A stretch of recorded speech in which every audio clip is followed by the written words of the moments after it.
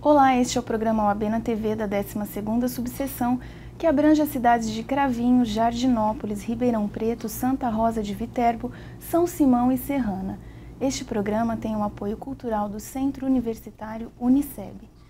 Hoje, nosso convidado é o especialista em Direito Previdenciário, Dr. Hilário Bock Júnior, que falará sobre um tema muito importante para a nossa classe, que é a aposentadoria para os advogados. Dr. Hilário, muito obrigada pela sua presença neste programa. Eu que agradeço o convite. Hilário, o advogado é obrigado a contribuir com o INSS? Olha, todo trabalhador que exerce atividade remunerada, ele tem que contribuir para a Previdência Social. O advogado, por exercer essa atividade, ele tem que contribuir porque o sistema previdenciário é contributivo. Todas as pessoas que exercem essa atividade automaticamente têm que fazer a contribuição previdenciária.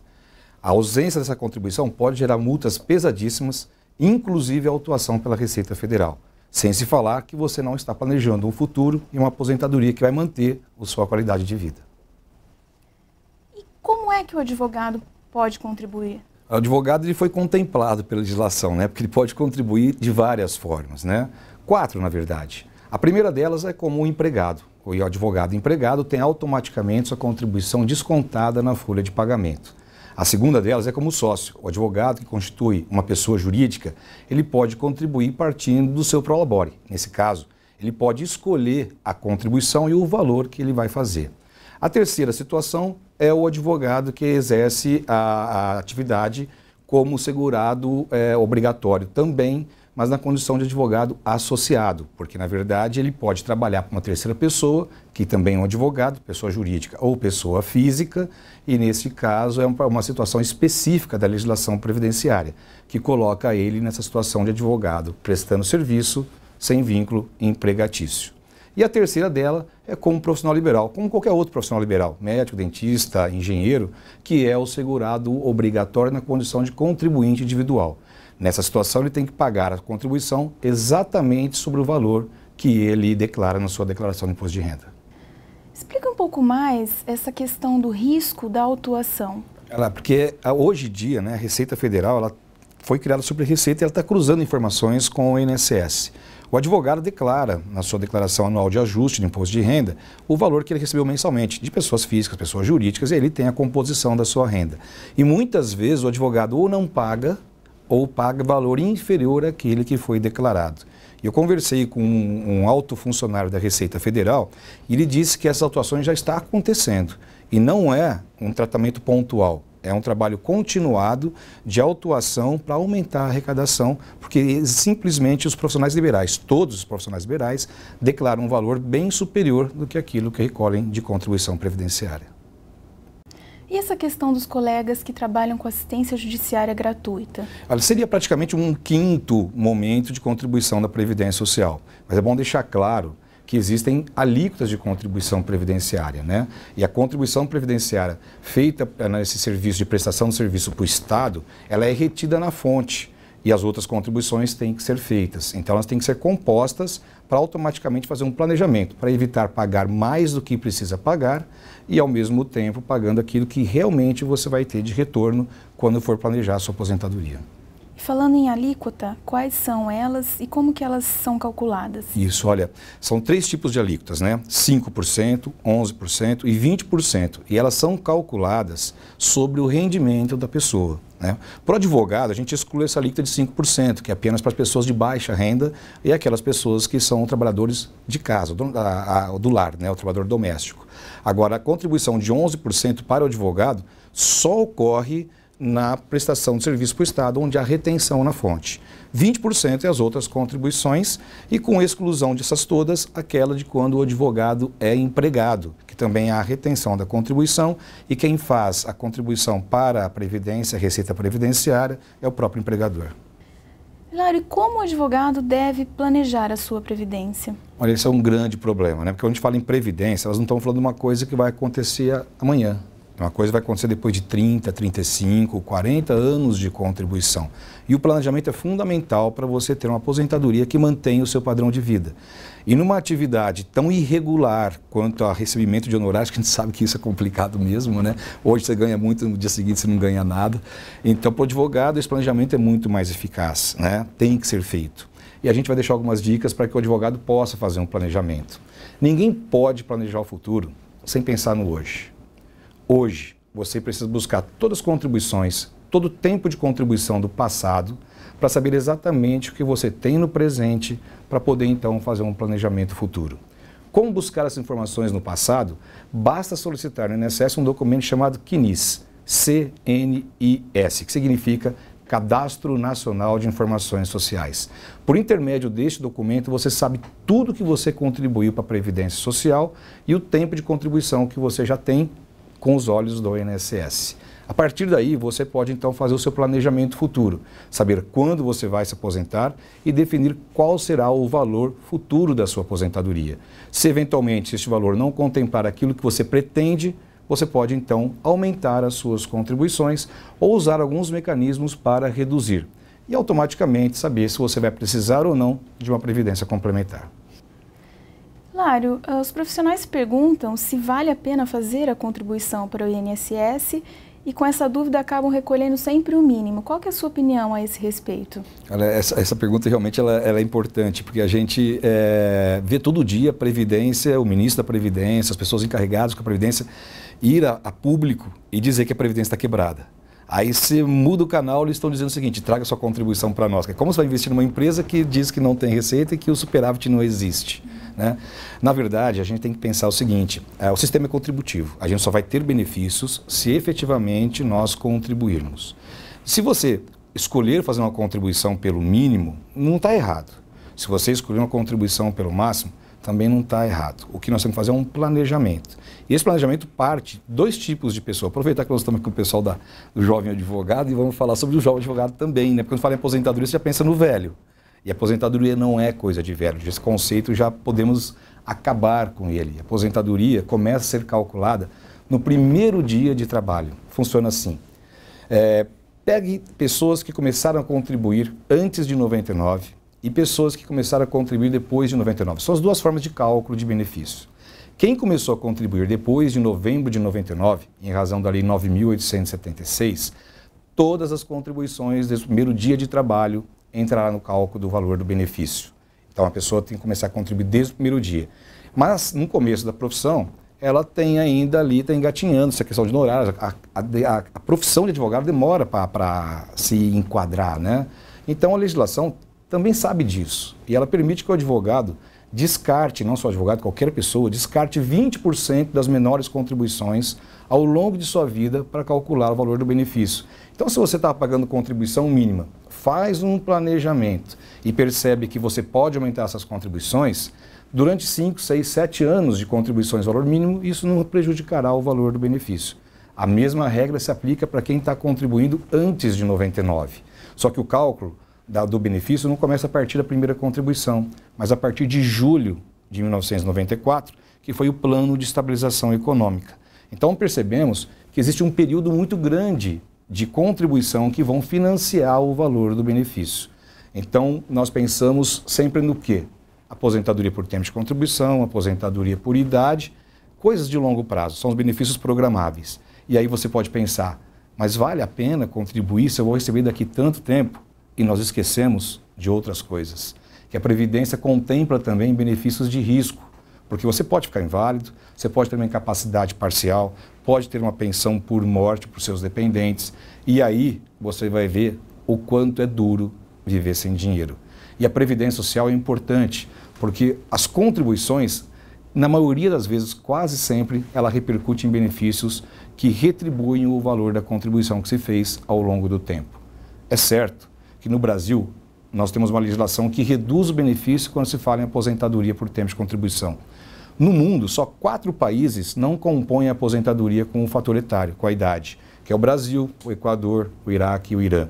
Isso nos coloca numa situação de ter uma aposentadoria por tempo de contribuição, que embora com valor baixo, ela exista, porque em outros países ela não tem. Então a nossa legislação ainda ela contempla o trabalhador que exerce atividade profissional por tempo de contribuição. O que na verdade a gente já verifica que num futuro esse benefício não existirá mais. Então nós temos que, quando fazer um planejamento, pensar em aposentadoria por idade, puramente, e aposentadorias e benefícios de risco. E aí a gente sabe que realmente a contribuição vale a pena. O valor vai depender do planejamento que a pessoa quer para ela. E o que é o teto? O teto, na verdade, é um valor estabelecido anualmente pela INSS, por intermédio de decreto ou portarias, que hoje está em R$ 4.390,24, ou seja, nenhuma contribuição pode ultrapassar esse valor e tampouco o piso, que é o salário mínimo de 724. Então, quando se faz um planejamento, ainda que a pessoa tenha uma receita superior a 4.390,24, ela não está obrigada a contribuir com o valor que excede a isso. O que ela pode, naturalmente, incrementar em outro tipo de investimento, que talvez possa ser uma previdência complementar. E falando em previdência complementar, o que é? O que ela se compõe? Olha, a gente observa essa previdência complementar e todo mundo acha que essa previdência vai servir para todo mundo para o resto da vida. Vamos deixar bem claro que a previdência complementar, diferentemente da previdência pública, ela é facultativa. Ninguém é obrigado a fazer a contribuição para a previdência complementar. E muitas pessoas fazem previdência complementar de forma desajustada. Pagar R$100, R$150, R$200 por mês para uma previdência complementar é melhor não fazer. Né? Pega esse dinheiro, vai se divertir, investe em outra coisa, né? As mulheres compram um sapato novo, né? Os homens vão lá tomar sua cervejinha, porque isso não é previdência. Porque a previdência complementar, ela não te dá benefícios vitalícios, ela te dá benefício por tempo indeterminado. Vamos só fazer um exercício aqui. Se você paga R$150 por mês numa previdência complementar, vamos tirar a capitalização, porque esse dinheiro vai render, mas não o suficiente para garantir uma aposentadoria no futuro, e você paga durante 10 anos R$150. E daqui 10 anos você vai pegar toda a sua reserva matemática e transformar ela em renda, uma aposentadoria. Ela vai ser por tempo indeterminado, até que o dinheiro todo que você capitalizou termine. Então fica mais ou menos praticamente assim, paguei 10 anos R$150, vou receber praticamente 12, 13 anos de R$150. Isso não é aposentadoria, certo? Então quando a pessoa tem que pensar numa previdência complementar, ela tem que estar atento a isso, né? Que a previdência, se não for feita de forma adequada, com aportes e contribuições com valores significativos, é melhor não fazer. Faça um planejamento na previdência pública, que você vai ter benefícios, então, vitalícios e não benefícios por tempo indeterminado. Hilário, por que hoje não se chama mais previdência privada e sim complementar? Olha, até fevereiro do ano passado, 2013, o servidor público, ele tinha uma previdência própria, um regime próprio de previdência, né, que são dos entes estatais, do município, do estado, do Distrito Federal e da União. A partir de fevereiro de 2013, todo mundo que tomou posse a partir daí, eles terão uma previdência complementar também. E essa previdência complementar, ela é pública.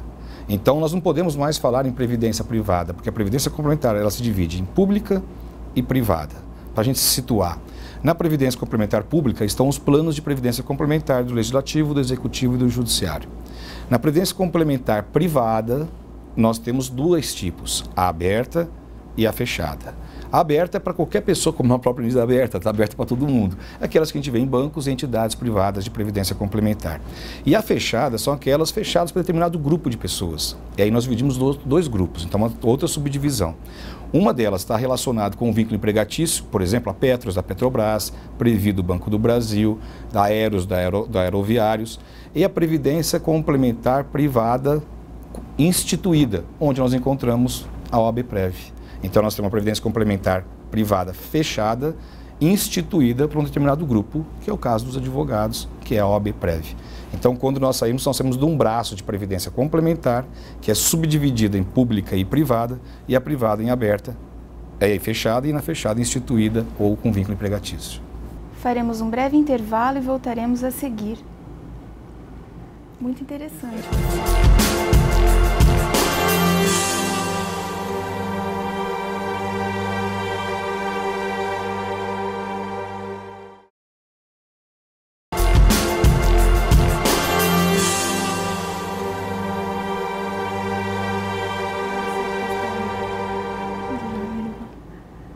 Estamos de volta com o programa OAB na TV, que tem o apoio cultural do Centro Universitário Uniceb.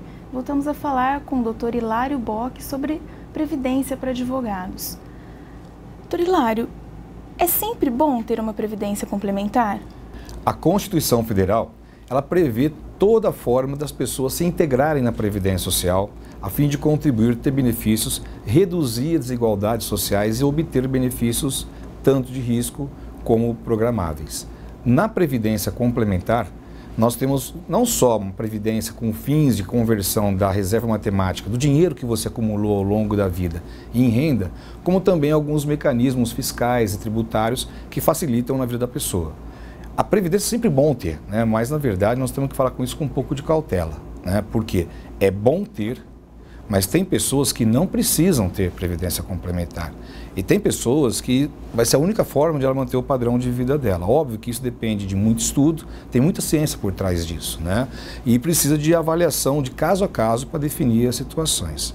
Mas se a Constituição Federal prevê as duas modalidades, a previdência privada, né, que é complementar, e a previdência pública como um mecanismo de proteção social, na verdade nós temos esse mecanismo e podemos utilizá-lo. Sempre quando nós temos essas válvulas de escape de planejamento previdenciário, nós temos que utilizar. É sempre bom ter previdência, mas é importante saber se você precisa de uma previdência complementar ou não. Quais são as formas de investimento nessa previdência complementar? Olha, tem muita gente fazendo contribuição com previdência complementar de forma errada, né?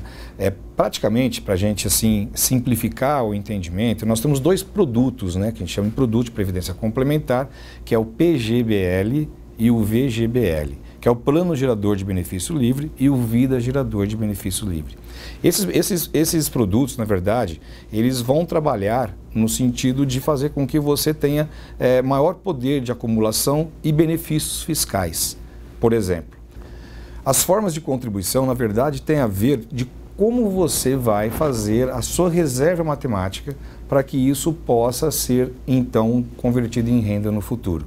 São mecanismos que, na verdade, são mais tributários do que previdenciários, mais fiscais do que previdenciários, de como você vai acumular a sua reserva. E nós temos praticamente dois produtos, que nós chamamos assim na Previdência Complementar.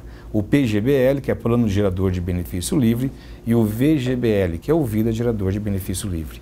Cada um deles tem a sua particularidade. E, na verdade, vamos tirar um mito aqui, você pode ter os dois, não tem problema nenhum. E é importante que tenha os dois através de um estudo que vai te falar qual é mais adequado. Mas, primariamente, o VGBL deve ser utilizado para aquelas pessoas que fazem a declaração, o ajuste anual com base na declaração simplificada. E o PGBL para aquelas pessoas que fazem um ajuste anual no formulário completo do imposto de renda. Isto por quê? No VGBL, você vai tributar, quando resgatar as suas contribuições ou transformá-las em renda, apenas o rendimento. No PGBL, você faz a tributação completa. E tem um detalhe, você pode usar até 12% da sua renda mensal, renda anual bruta, para abater na declaração do imposto de renda.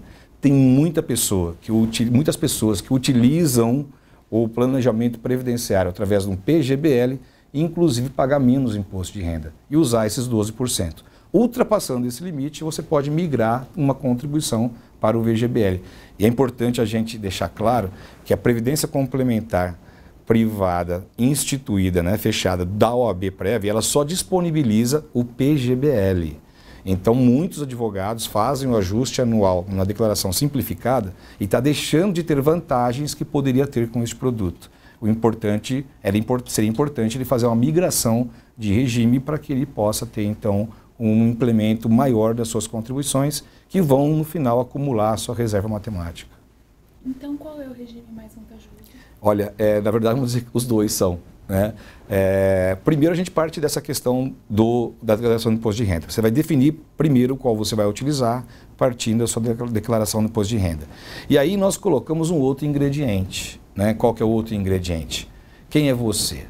O que você quer? Você é uma pessoa conservadora? Você é uma pessoa que faz um investimento moderado? Ou você quer fazer um investimento agressivo?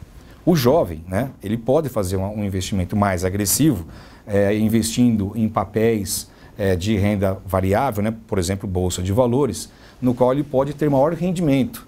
Porque, na verdade, se houver um deslize ou um desajuste nesse investimento, ele tem tempo para recuperar. Já uma pessoa que já ultrapassou a linha ali mediana de vida, né, com o Hilário Bock Júnior, que já passou dos seus 48 anos de idade, eu já não posso pensar mais em ser agressivo, porque eu tenho que proteger o meu patrimônio.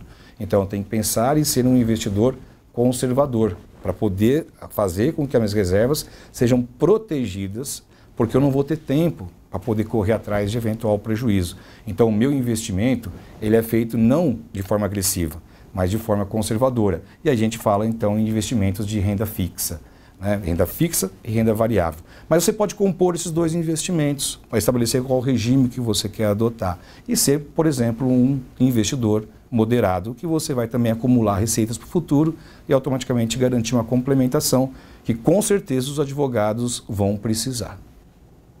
O regime complementar, ele é para sempre? Essa outra coisa, vocês estão apertando as perguntas, mas vamos lá, né? O regime previdenciário é complementar? Não. Nós não temos benefícios vitalícios, né? Esse é um grande prejuízo na venda ou no consumo desse tipo de produto, né? Porque as pessoas fazem uma previdência complementar e acham que vão receber para o resto da vida. Existem até algumas situações nesse sentido, mas elas caem muito porque as tábuas de expectativa de vida são mais conservadoras, até para proteger o patrimônio e o plano ficar equilibrado. Então é importante que as pessoas saibam que previdência complementar não é para a vida toda. O melhor desenho, o melhor cenário de previdência complementar é você utilizar de todas as ferramentas que você tem na previdência pública, ter sua casa própria, porque não tem sentido você ficar gastando dinheiro com previdência complementar pagando aluguel, certo? Montar o seu escritório de forma adequada, né? Porque o que dá mais retorno na vida de um advogado é o seu próprio trabalho. E aí sim você vai pensar em ganhar 1 ou 2% de investimento ao longo do prazo para poder ter uma previdência complementar, né? Então nós temos que ficar muito bem esclarecidos que previdência complementar é por tempo indeterminado, mas não é vitalícia, né? É até acabar as reservas que você consolidou enquanto você estava contribuindo. É seguro investir na previdência complementar? Há alguma garantia? Na verdade, a gente vem de um exemplo muito ruim de previdência, né? Nós tínhamos um país que não tinha um habitat natural para uma previdência complementar em razão do processo inflacionário.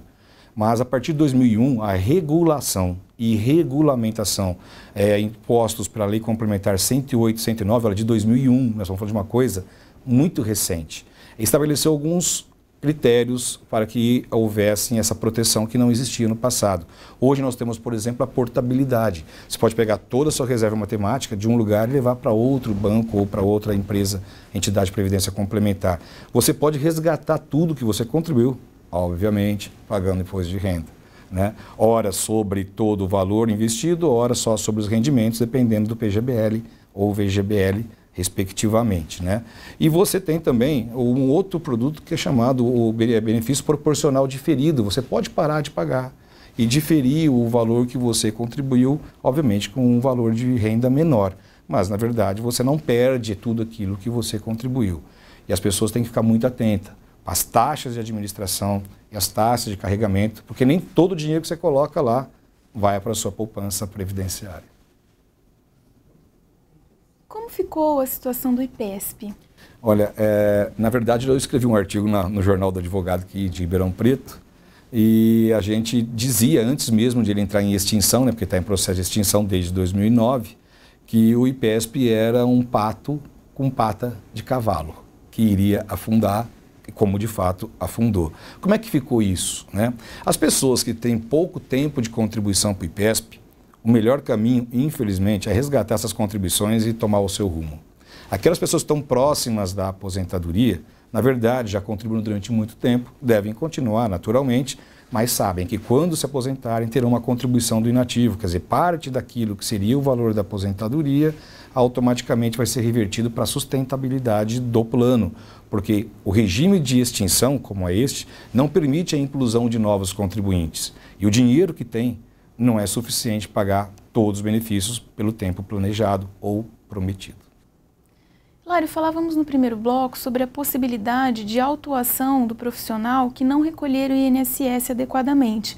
E a situação dos colegas que recebem em sua conta particular depósitos judiciais de clientes que futuramente serão repassados?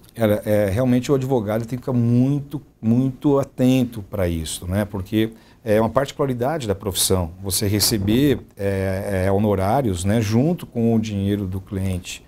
E quando você repassa para o cliente, que vai ficar só o valor que corresponde ao salário de contribuição previdenciário, muitas vezes o advogado não tem ali uma contabilidade adequada para mostrar e demonstrar isso no futuro. Porque, olha, quando a Receita te chamar para você prestar uma conta desta, você tem que prestar conta dos últimos 5 anos. Você lembra o que você recebeu ontem, antes de ontem, até o mês passado, mas de 1 ano, 2 anos, 3 anos, é complicado. E de uma vez só, e com prazos para poder explicar. Então, é importante que o advogado, desde já, aqueles que não têm, faça uma contabilidade adequada de tudo que entra na conta, fazendo ali um demonstrativo de que parte daquilo é do cliente, que ele repassou para o cliente e que o valor que ficou na conta dele é sobre o valor que realmente corresponde à sua remuneração e é sobre este valor que deve ser incidida a contribuição previdenciária, observados os limites, né? Mínimo de um salário mínimo e o máximo que este ano o teto é de R$ 4.390,24 e que todo ano muda. A partir do momento que o advogado tem esse controle, na verdade, ele pode ficar tranquilo, porque qualquer autuação ele tem como prestar contas que o valor que passou pela sua conta bancária foi repassado para o cliente, obviamente com a identificação do CPF. Porque automaticamente também a Receita vai constatar essa informação para ver se bate esse cruzamento de informações. E para terminar nossa entrevista, qual é a dica que você dá para o jovem advogado? Bom, o jovem advogado, quando ele faz um planejamento previdenciário, tem que pensar em algumas coisas, né? Em 2033 vai ser o ano em que o IBGE já cruzou estatisticamente informações de que nós temos mais número de idosos e menos número de jovens, né? Vai superar em 2033. Significa o quê? Que nós vamos ter menos pessoas na PEC, população economicamente ativa, menos pessoas contribuindo, mais pessoas recebendo e por mais tempo, porque as pessoas estão vivendo mais. Então nós estamos tomando um caminho de europeização da Previdência, né? Como é que funciona isso? Existe uma Previdência com valores mínimos e uma previdência complementar, de fato complementar, né? Então nós percebemos hoje que em 1991, que é recente, o teto da Previdência era igual a 10 salários mínimos, que hoje seria 7.240, né? O salário mínimo 724. Mas qual que é o teto da Previdência? 4.390. Ora, de 7 para 4, a gente percebe que houve uma decadência no valor dos benefícios. E isso os jovens advogados vão encontrar no futuro. Benefícios menores e com mais dificuldade de acessibilidade, porque muitos benefícios deixarão de existir. Existem projetos e fatores de sustentabilidade impostos pelo Banco Mundial, como já acontece hoje na União Europeia. Então, o advogado previdenciário, o jovem advogado, aliás, ele tem que pensar que em 2033 haverá uma modificação, mas nós temos um caminho até lá. E em 2053, o teto da Previdência será igual ao salário mínimo. Ou seja, no futuro nós teremos um salário mínimo muito mais forte, porém os benefícios não serão maiores do que isso, como já acontece hoje na América do Norte e países da Europa e asiáticos também. Então houve um fortalecimento da previdência complementar. Então o jovem advogado tem que ter ali coragem de poder pagar pouco, sabendo que vai enfrentar uma situação dessa e poupar pelo menos 10% do que se ganha agora em qualquer tipo de investimento, podendo ser inclusive uma previdência complementar, para que ele tenha a complementação dessa renda que ele não vai ter na previdência. E isso demanda realmente um estudo de caso a caso, para saber o que cada um deve fazer. Mas o cenário futuro é esse, né? A nossa pirâmide realmente está invertida e vai ficar invertida cada vez mais, e nós teremos um país idoso a partir de 2033, e as contribuições realmente não vão financiar a previdência de forma adequada, né? É um paradoxo complexo que vai ter que ser enfrentado no futuro pelo jovem. Hilário, muito obrigado pela sua participação no programa. Eu que agradeço o convite. Estamos aqui para poder esclarecer a questão da aposentadoria dos nossos colegas. E, gente, vamos contribuir porque as autuações estão aí, hein? Este foi o programa OAB na TV da 12ª subseção, que teve apoio cultural do Centro Universitário Uniceb. Muito obrigada pela audiência e até o próximo programa.